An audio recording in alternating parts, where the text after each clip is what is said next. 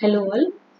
In today's session we will continue with CNN architectures, and the architectures what we are going to discuss in this session is AlexNet and VGGNet.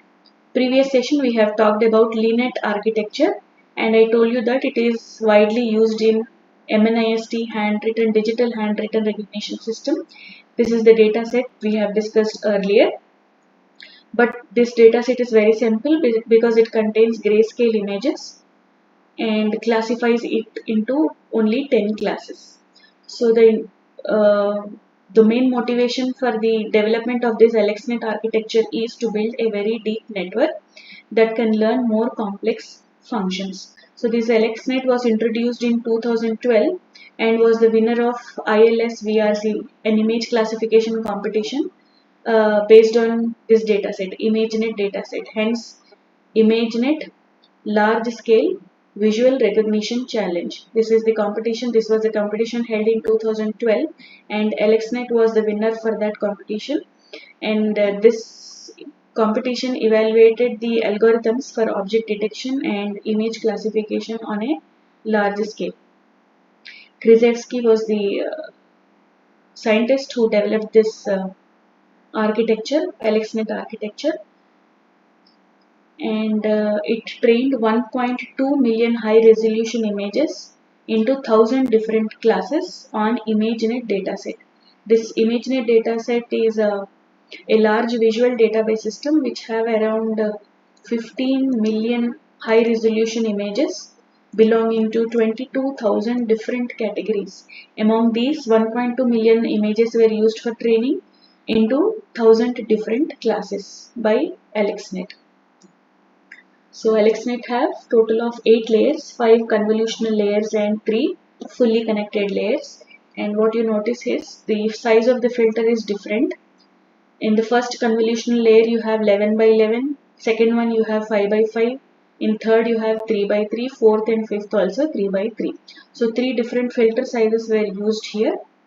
And you can see for the first fully connected layer these many nodes or neurons are present. And at the output, as we are talking about 1000 different classes, obviously at the output have 1000 neurons. And the type of pooling was max pooling. Dropout layers was used to avoid overfitting. And unlike LINET, ReLU was the activation function used, and softmax at the output layer. Softmax activation function at the output layer. In LINET 5, we have studied that tanh was the activation function used, a zero-centered activation function, or you can make use of sigmoid activation function also in LINET 5 because ReLU was not much popular in those days. So AlexNet have 5 convolutional layers, some of which are followed by max pooling layers and 3 fully connected layers with a final of 1000 way softmax. This is the textual representation you can see, and these are the trainable parameters in each layer, and you find that AlexNet has 62 millions of trainable parameters, whereas in VGGNet we had around 61,000 trainable parameters. So the number of parameters got increased as the depth of the layers also got increased.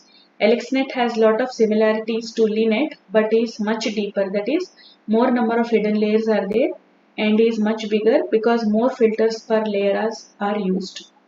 But the building blocks are same convolutional layer you have pooling layers stacked on top of each other followed by fully connected layers and a softmax. Everything is similar here, the only thing is the convolutional layers got increased here and the number of trainable parameters got increased, max pooling was used here, and the other difference, ReLU was the activation function which was used in AlexNet architecture. So these can be considered to be as features of AlexNet. The first feature is ReLU activation function, dropout layer, data augmentation, local response normalization, weight regularization, and training on multiple GPUs. These can be considered as novel features of AlexNet. Discussing one by one, ReLU activation function. ReLU was used in hidden layers of AlexNet architecture because it trains much faster.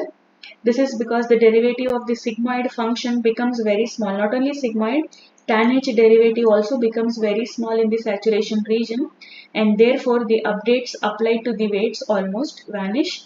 This phenomenon is called as vanishing gradient problem. Anyways, in the next slide, I will clearly explain how vanishing gradient occurs due to use of this sigmoid and tan H activation function. So to avoid this vanishing gradient, which occurs due to making use of sigmoid and tan H activation function, those activation functions were replaced by ReLU in this AlexNet architecture, whose equation is given by max of 0, x. Now this is the graphical representation of sigmoid, its derivative, and to the right side you have tan H and its derivative. You can see that sigmoid function ranges between 0 and 1 and its derivative ranges between 0 and 0.25. Tan H ranges between -1 and 1 and its derivative ranges between 0 and 1. Now, why did we consider this derivative? When do we talk about the derivative during the backpropagation algorithm? So the vanishing gradient arises during the backpropagation process, which is used to update the weights through gradient descent algorithms. So the gradients are calculated in backpropagation using the chain rule, and we propagate back through the network starting from the output layer and moving towards the input layer. So you will have n number of hidden layers here. For example, I make use of 3 hidden layers, and this is my output layer. Starting from the output layer, I try to move towards the input layer, thereby updating the weights here. So when the gradients are found to be very small, then they will diminish and they are propagated back, leading to no update in the weights for the initial layer. This is called as vanishing gradient problem. For example, I'll talk about only one layer here. This is the way I calculated my output y hat, and I calculated loss as y minus y hat whole square, and I got loss as very high. To reduce this loss, I will do backpropagation algorithm where I'll update the weights, finding the gradients of at every layer. I'll find the gradient. So dou L by, for example, this is my first output O1, this is output O2, this is O3, and this is the output y hat. This is W1, W2, W3 and W4, and I am applying tan H as the activation function at each layer, hidden layer. Now, for example, I would like to update the value of W1. How do you calculate weight updation formula? W new is equal to W old minus eta times of loss derivative of loss function with respect to that W old value. Now, as I would like to update W1, I write W1 new is equal to W1 old minus eta times of dou L by dou W old of 1. So dou L of dou 0 1, that is old value. How will I find? Dou L is a function of y hat. Y hat is a function of W4.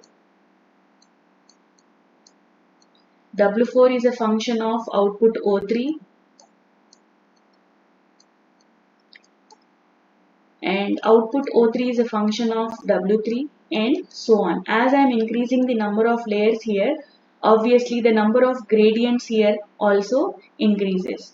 Now, as I am finding the derivative of tan H as the activation function applied, the derivative ranges between 0 and 1. So all these values what I get will be between the range of 0 and 1. For example, I say I got it as 0.1, 0.1, 0.1. Around 5, 0.1 values I got. So my dou L by dou WO1 will be equal to 0.00001, for example. Now when I substitute this value in the equation, what will I get? This will be very small, can be approximately equal to 0, and there will be no update in the weight. My new weight will be equal to old weight. This is what I told you in the previous point. That is, when the gradients are very small, they can diminish as they are propagated back, leading to no update in the weights in the initial layers. So, for example, at W2 only, at W3 only, you got no updation of the weights. Here I am finding out with respect to W1. Now what you do is you want to find out the updated value of W3. Then what will you write? Dou L by dou O3 is equal to dou L by dou Y hat into dou Y hat by dou W4 into dou W4 by dou O3. At this point till here, if you get this value as somewhere 0.001 and multiply it with the this learning rate eta, which is 0.001 here in the example, then this will be very much small value. Neglecting this value, my new value will be equal to old value, that is W3 new will be equal to W3 old. There is no weight updation here, so there will be these initial layers, they will not have any kind of weight updation. This is called as vanishing gradient. So in simple words, in this equation, W new is equal to W old minus dou L by dou W old. If this gradient value is very small, it leads to vanishing gradient problem, and this gradient will be small if I make use of tan H or sigmoid activation function, because their gradient values are very small. For sigmoid it is 0 to 0.25, for tan H it is 0 to 1. So due to this reason, I'll replace these two activation functions, that is AlexNet replace these two activation functions with ReLU activation function. Hope you have understood what vanishing gradient is. Coming to the second feature, dropout layer. This we have already discussed. To avoid overfitting, we make use of dropout layers, where a portion of neurons will be dropped here. The number of iterations which are required will be increased, but it will result in reduction of overfitting.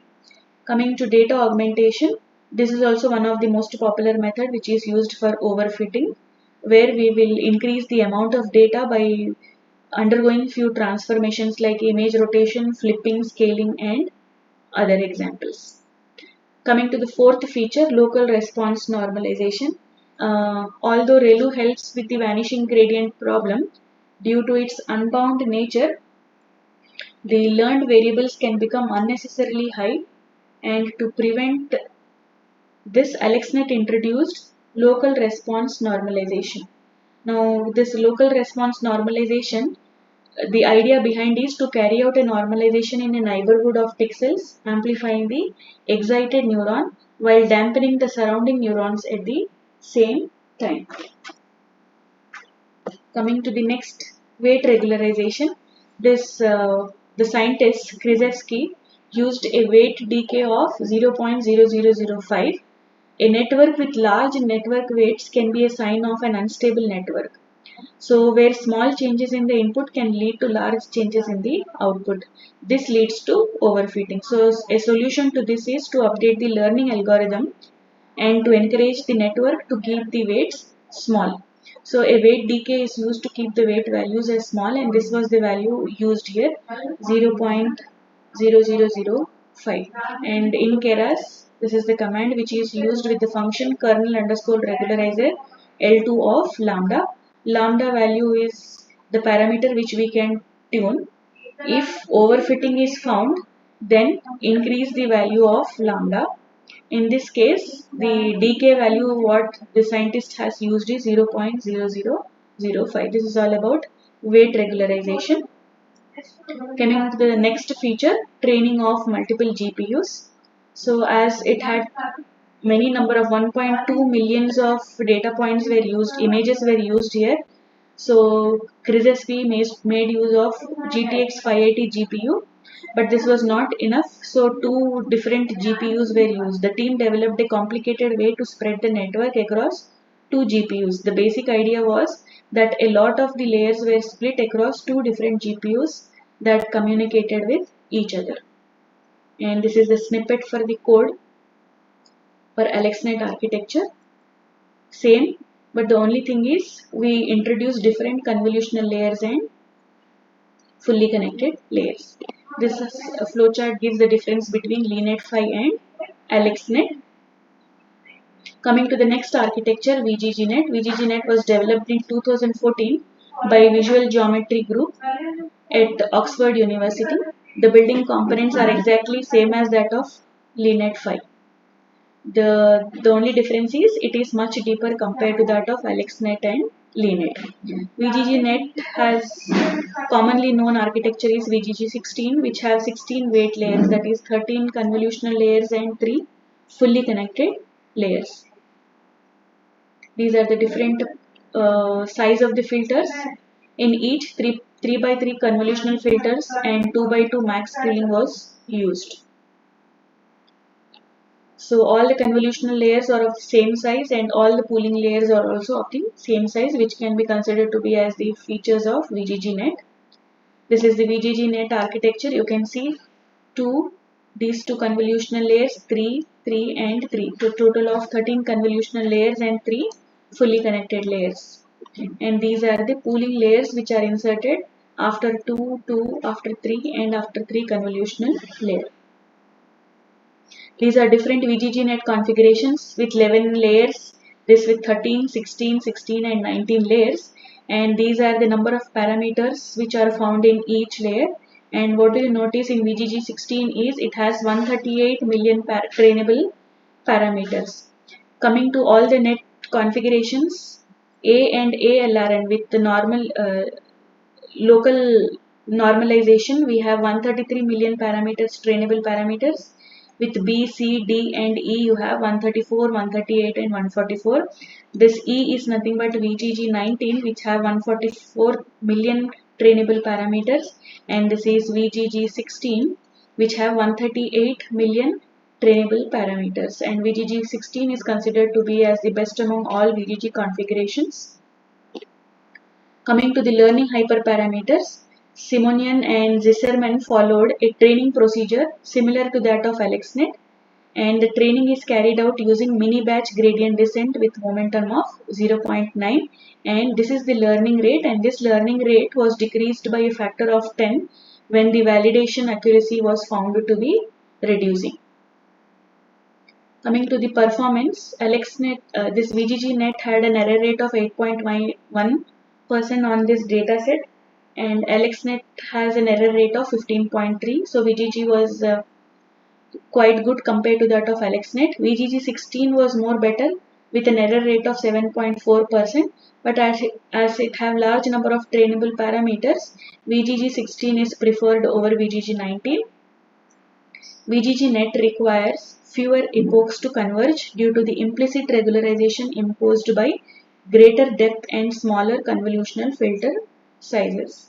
So this is the end of AlexNet and VGGNet. In the next session, we will look into the different architecture. Thank you all.